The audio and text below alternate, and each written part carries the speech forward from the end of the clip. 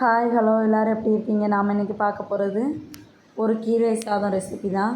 So இதுக்கு நம்ம குக்கரில் தேவையான அளவு எண்ணெய் சேர்த்துக்கலாம்.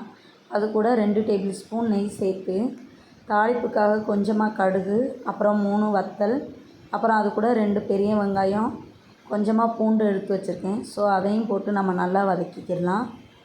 பூண்டு எதுக்காகன்னு பார்த்திங்கன்னா, கீரை வாயு பொருள், அதனால் அதை நம்ம பூண்டு சேர்த்துக்கிறோம். நமக்கு பூண்டு எந்த அளவுக்கு தேவையோ சேர்த்துக்கிடலாம். நமக்கு ஸ்மெல் வராது ரொம்ப சேர்த்தாலுமே. ஸோ அதனால் ஒன்றும் பிரச்சனை இல்லை. நமக்கு தேவையான அளவு நம்ம சேர்த்துக்கிடலாம். இதுக்கு சின்ன வெங்காயம் போட்டு ட்ரை பண்ணால் இன்னும் சூப்பராகவே இருக்கும். ஸோ நான் பெரிய வெங்காயம் எடுத்திருக்கேன். இப்போ இது கூட 2 பழமான தக்காளி எடுத்து ஆஞ்சு வச்சுருந்தேன். ஸோ அதையும் நம்ம போட்டு நல்லா வதக்கிக்கிடலாம். இதுக்காக நம்ம ஸ்பைசஸ்க்காக வேறு எதுவும் சேர்க்க போகிறதில்ல. ஏன்னா நம்ம சாம்பார் பொடியும் இந்த வத்தலோட காரம் மட்டும்தான். நமக்கு என்ன கீரை தேவையோ நம்ம அதை சேர்த்துக்கிடலாம். நான் இன்றைக்கி முருங்கைக்கீரை எடுத்து வச்சுருக்கேன். ஸோ நான் அதை சேர்த்துக்கிறேன். நமக்கு கீரை நமக்கு எவ்வளோ தேவையோ போட்டுக்கிடலாம். அதனால் ஒன்றும் பிரச்சனை இல்லை. நான் 1 கப் எடுத்து வச்சுருந்தேன். ஸோ அந்த 1 கப் முருங்கைக்கீரையுமே நான் சேர்த்துக்கிறேன். ஸோ நமக்கு நல்லா கொஞ்சம் வதங்கி வரட்டும். ரொம்ப குழையணும்னு அவசியம் இல்லை. ஏன்னா நம்ம விசில் தான் போட போகிறோம். ஸோ அதுலேயே நமக்கு நல்லா குழஞ்சி வந்துடும். ஸோ இப்போ இது கூட நம்ம ஆச்சி சாம்பார் பொடி எடுத்து வச்சுருக்கேன். ஸோ அதையும் நம்ம சேர்த்துக்கிடலாம். இல்லை வீட்டில் அரைச்ச சாம்பார் பொடி இருக்குனாலும் ஒன்றும் பிரச்சனை இல்லை. நமக்கு காரத்துக்கு தகுந்தாப்பில் எடுத்து போட்டுக்கிடலாம். ஸோ நமக்கு நல்லா வதக்கி விடலாம்.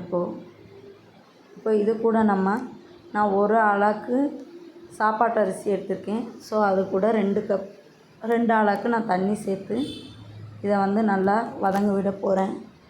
ஸோ இப்போ நான் இது கூட பாசிப்பருப்பு 1 ஆளாக்கு அரிசியோட நான் பாசிப்பருப்பும் போட்டு ஊற வச்சுருந்தேன் ஒரு 1/2 மணி நேரம். ஸோ அதை இது கூட நம்ம சேர்த்துக்கிடலாம். நார்மலாகவே நம்ம செஞ்சுருப்போம் அரிசி பருப்பு சாதம். ஸோ அதே மாதிரி உள்ள ரெசிபி தான் இது. பட் நம்ம எக்ஸ்ட்ரா கீரை மட்டும் சேர்ப்போம். இது ஒரு ஈஸியான லஞ்ச் ரெசிபி. ஸோ கண்டிப்பாக எல்லோரும் ட்ரை பண்ணி பாருங்கள். ஸ்கூல் பசங்களுக்கு ஆஃபீஸ்க்கு சீக்கிரமாக செஞ்சு கொடுத்து அனுப்பிடலாம்.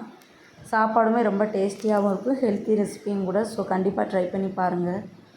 இப்போ நான் 1 கப் அரிசிக்கு 2 கப் தண்ணி, சாப்பாட்டு அரிசி தான் நான் எடுத்திருந்தேன். ஸோ 3 விசில் போட்டு நான் எடுத்துக்கிறேன்.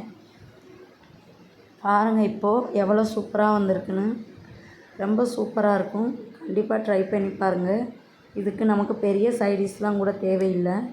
நார்மலாகவே நமக்கு வடகம் இல்லை ஊறுகாய் இருந்தாலே போதுமானது தான்.